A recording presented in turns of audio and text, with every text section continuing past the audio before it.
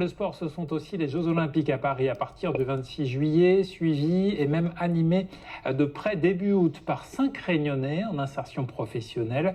Les bénévoles prêteront main forte à l'organisation du village olympique, du marathon amateur, au plus près des sportifs, des champions, au cœur de cet événement planétaire. Avant cela, quelques foulées du groupe du côté du Picadan, devant la caméra d'Inès Vic. Allez, merci de votre encouragement. C'est ensemble que ces femmes ont gravi le Picadan. Elles se sont rencontrées grâce à l'association FTM, finaliser, transmettre et mobiliser, qui aide les femmes à retrouver un emploi. Ils nous donnent confiance en nous, parce que moi j'étais isolée avec mes enfants et tout, je voyais que mon ménage et mes enfants, je ne sentais pas trop. Le fait de se retrouver en cohésion avec un groupe et tout, ça fait du bien. Le soutien que j'ai retrouvé chez FTM, c'est ce qui m'a reboosté et c'est comme ça que j'ai repris confiance en moi. Un moment de cohésion.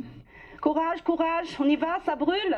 Avant le grand départ pour Paris, où elles seront bénévoles au village olympique puis au marathon amateur. Une chance, puisque certaines n'ont jamais pris l'avion. C'est génial parce que pendant 8 ans, j'étais mère au foyer, je m'occupais que de ma fille et là, de partir au jeu, c'est penser un peu à soi. Elles ont pour la majorité mis leur vie entre parenthèses pour s'occuper de leurs enfants.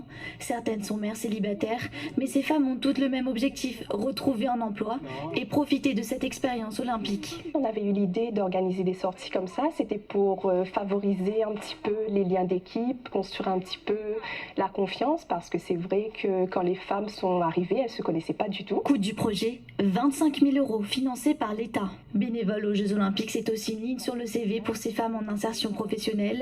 Elles étaient une centaine à postuler. Elles ont préparé une candidature comme si elles allaient à une offre d'emploi. Et donc CV, lettre de motivation, un petit entretien oral, petit test physique, parce que ça va être quand même assez contraignant sur place. Le grand départ est prévu le 5 août prochain. Elles auront aussi l'occasion de visiter la capitale française, l'opportunité de s'ouvrir sur le monde.